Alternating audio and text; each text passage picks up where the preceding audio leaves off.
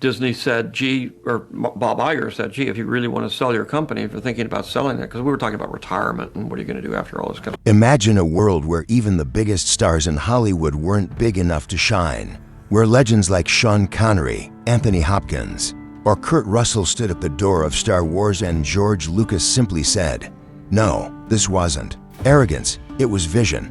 In his galaxy, there was no room for ego, only myth. So why did Lucas turn away some of cinema's brightest names? And what does that reveal about the secret power behind Star Wars? Let's uncover the truth. Lucas saw filmmaking less as artistic collaboration and more as engineering precision. Every frame, every line of dialogue, every sound effect existed to serve a grand design that lived entirely in his imagination. For him, actors weren't. If a component malfunctioned or disrupted the rhythm, Lucas didn't argue or negotiate, he upgraded. That uncompromising mystery. But it also meant that some of Hollywood's most iconic names, actors who could have reshaped the saga forever, found themselves shut out. The stories of these actors aren't tales of bitter disputes or messy artistic differences. They're examples of what happens when powerful personalities meet an immovable force. For George Lucas, there were no negotiations, there were only results. And that philosophy left a trail of big-name stars who came close to Star Wars, only to discover there was no room for their egos in Lucas's galaxy. One of the first was Kurt Russell, who in the early 1980s seemed destined for Star Wars, rugged, charismatic, and already celebrated for roles in Escape from New York and The Thing. Russell was at the top of Hollywood's list for potential casting. When discussions began about the future of Han Solo, and the possibility of recasting or expanding the character, fans almost universally placed Russell at the top of their wish lists. But Russell arrived at his meeting with Lucas full of ideas. He believed in shaping characters, adding backstories, and infusing emotional arcs that could stretch across multiple films. Coming from the John Carpenter school of filmmaking, where collaboration between actor and director was essential, Russell was eager to contribute. He even suggested that Star Wars might benefit from more human moments amidst all the spectacle. Lucas listened but wasn't impressed. When Russell pitched the idea of giving the saga more emotional depth, Lucas responded coldly, "The spectacle is the human moment." That single line shut the door on Russell's hopes. He left the meeting without a role, and Lucas cast actors who didn't question the formula, while Russell went on to carve out a career as one of Hollywood's most dependable action stars. Lucas carried forward with performers willing to serve the story rather than shape it. Another actor who clashed with Lucas's philosophy was William Hurt. Unlike Russell, who brought independence, Hurt carried intensity. Known for his methodical preparation, emotional depth, and commitment to internal truth, Hurt approached acting like psychological exploration. He didn't just read scripts, he dissected them, researched philosophies, and inhabited roles with extraordinary detail.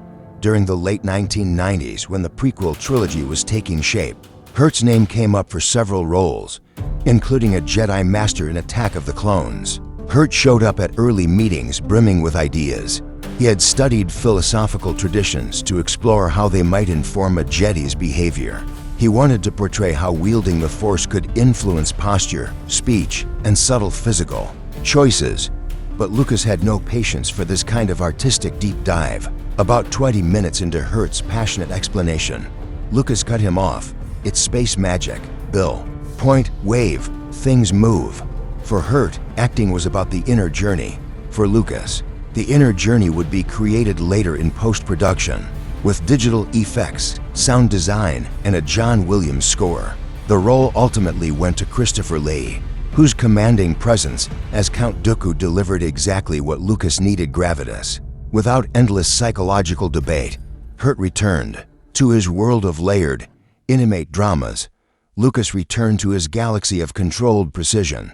Two worlds incompatible from the start. Then there was Kevin Spacey, whose career at the time was defined by his uncanny ability to project menace beneath polished charm. Many thought he was destined to play a Star Wars villain. At one stage, he was even floated as a candidate for General Grievous, before the character was reimagined as fully digital. Spacey's problem was that he was always performing even when no camera was rolling. When he met with Lucas to discuss possibilities, he treated the entire encounter out reactions to imaginary, shifted posture, adjusted his voice, and even acted aliens against invisible blue-screen tennis balls. He lobbied for script revisions, suggesting ways to deepen Grievous with psychological complexity, exploring themes of identity loss and cybernetic trauma. For Lucas, this was the last thing he needed. He didn't want a character actor digging into existential questions about a cyborg.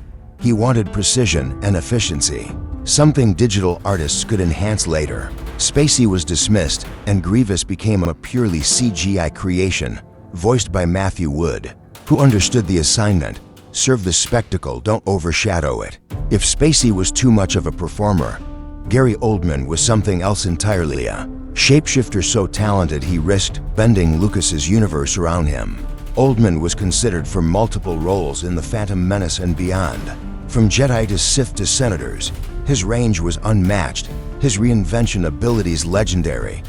But Oldman's very brilliance was the problem. During readings, he didn't just deliver lines, he created entirely new personas. For a minor senator role, Oldman invented an accent, a physical demeanor, and even an entire political philosophy. It was riveting, but it also hijacked the script. Suddenly, background exposition had the weight of Shakespearean drama. Lucas didn't want unpredictability. He didn't want an actor capable of transforming throwaway lines into entire performances. Oldman's creativity was disruptive, threatening to reshape the carefully constructed balance of spectacle and story. Instead, Lucas cast safer actors, performers who could blend into the galaxy without threatening to steal it. Oldman, of course, went on to thrive in other iconic franchises like Harry Potter and the Dark Knight trilogy. If Oldman was too unpredictable, Anthony Hopkins was too commanding. When news surfaced that Hopkins, the legendary actor behind Hannibal Lecter, was interested in joining Star Wars, studio executives were ecstatic. The presence of Hopkins would bring instant prestige to the prequel trilogy. Imagine Hopkins as a Jedi Master, radiating wisdom and gravitas. But Lucas saw danger. Hopkins's mere presence could dominate any scene. He was the kind of actor who instantly became the center of gravity. Audiences would focus on him, not the larger mythology. Lucas had spent decades ensuring that Star Wars wasn't about any one performer, it was about the universe as a whole. When Hopkins expressed interest in shaping a character arc across multiple films, Lucas politely declined. The arcs were predetermined. Roles existed to serve the myth, not individual exploration. Hopkins, recognizing the rejection, stepped aside. He continued to build his legacy in dramas and prestige films. Lucas continued to craft stories where no single actor could overwhelm the galaxy. But perhaps the most personal rejection in Star Wars history came with Sean Connery. Early on, Lucas had offered Connery the role of Obi-Wan Kenobi. Connery turned it down flat, calling the script incomprehensible. Nonsense. To him, science fiction was beneath serious drama. He dismissed Lucas's creation as childish fantasy. The role eventually went to Alec Guinness, who embraced it and gave Star Wars the dignity it desperately needed. Guinness's performance bridged the gap between space fantasy and serious acting, anchoring the saga in credibility. But Lucas never forgot Connery's dismissal. Years later, when Connery's representatives reached out during prequel development, suggesting he might play an elder Jedi or Sith, Lucas refused to even meet. Studio executives pushed, arguing Connery's star power could add gravitas to Attack of the Clones. Lucas's response was blunt. He had his chance. He chose to add nothing instead. For Lucas, Connery's early rejection was proof that Star Wars didn't need validation from the old guard of Hollywood. It had already created its own legacy without him. The stories of Kurt Russell, William Hurt, Kevin Spacey, Gary Oldman, Anthony Hopkins, and Sean Connery all lead to the same conclusion. In the world of George Lucas, actors were replaceable, but the vision was not. Lucas wasn't making films to showcase Hollywood's greatest performers, he was building myths. Cinematic cathedrals where spectacle, music, and mythology mattered more than any single star. Other directors might have relished the idea of big names adding credibility. Lucas rejected it. He knew that the true power of Star Wars was in its world building, its archetypes, and its ability to make audiences believe in something larger than themselves. Fame was fleeting, vision was eternal. And that's the legacy of George Lucas, a filmmaker who proved that true power lies in vision, not fame.